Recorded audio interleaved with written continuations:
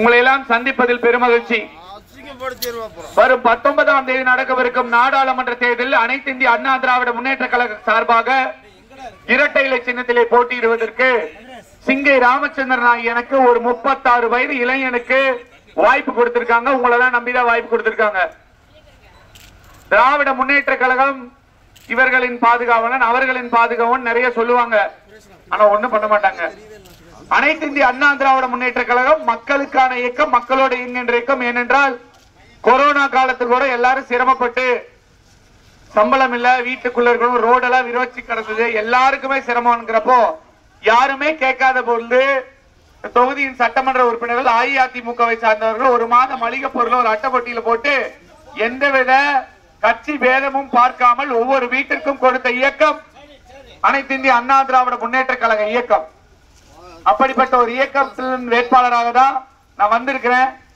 புரட்சி தலைவி அம்மா அவர்கள் புரட்சி தலைவர் வழியிலே, எடப்பாடியார் அவர்களும் புரட்சி தலைவி அம்மா அவர் வழியிலே அனைத்து தட்டு மக்களுக்கும் ஜாதி மத பேதமின்றி எல்லாரும் எல்லாமும் பெற வேண்டும், இங்கு இல்லாம இல்லாத நிலை வேண்டும் என்று உழைக்கிற இயக்கம் அனைத்து இந்திய அண்ணா திராவிட முன்னேற்ற கழக இயக்கம்.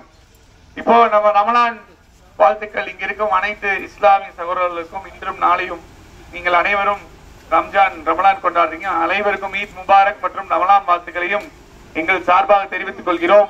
அதற்கு நோன்பு கஞ்சி இதுக்கு கூட 4500 டன் மெட்ரிக் டன் அரிசி கொடுத்து உதவியது புரட்சி தலைவி அம்மா அவர்கள். அதை 5125 உயர்த்தியவர் மாண்புமிகு எடப்பாடியார் அவர்கள். அதே போல ஹஜ் பயணத்துக்கு செல்லும் பொழுது சென்னையில் போயிட்டு வரும்போது சிரமமா இருக்குன்னு சொன்னாங்க.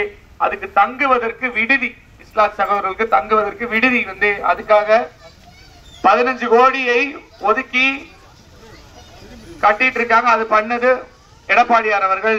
அது மட்டுமல்ல, நம்ம தமிழ்நாட்டை பொறுத்த வரைக்கும் நம்ம யாருமே இந்துவா முஸ்லிமா கிறிஸ்டினான்னு பார்த்து பழகிறது இல்ல, மனிதநேயத்தை பார்த்துதான் பழகிறோம். அனைவரும் சிறு வயதில் இருந்தே பழகி இருக்கிறோம் ஒருத்தருக்கு ஒருத்தர். இவங்களா அவங்களாம் பாக்குறது இல்ல.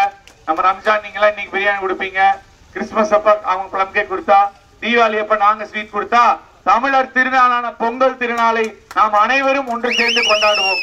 அப்படிப்பட்ட ஒரு நாடு தமிழ்நாடு, அப்படிப்பட்ட ஒரு ஊர் கோயம்புத்தூர். ஏன்னா ஒரு மாசம் முன்னாடி கூட இதுல பார்த்தேன், பழனி கிட்ட ஒரு கோயில் பக்கத்துல இருக்கும் ஜமாத்துல இருந்து சீரெல்லாம் எடுத்துட்டு போய் கொடுத்தாங்க.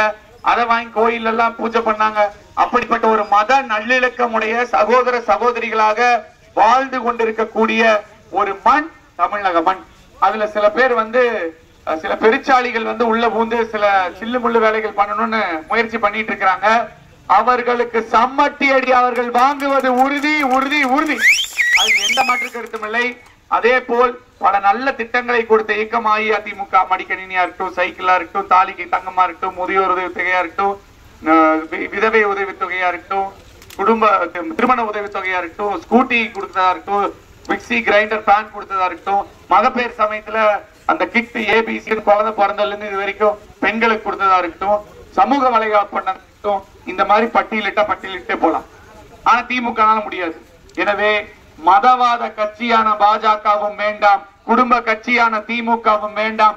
மக்களுக்கான இயக்கமான அனைத்து இந்திய அண்ணா திராவிட முன்னேற்ற கழகத்தின் வேட்பாளரான சிங்கை ராமச்சந்திரனான என்னை இரட்டை இலை சின்னத்திலே வேறு வாரியான வாக்குகள் வித்தியாசத்தில் வெற்றி பெற செய்யுங்கள் என்று உங்களை வேண்டி விரும்பி கேட்டுக்கொள்கிறேன்.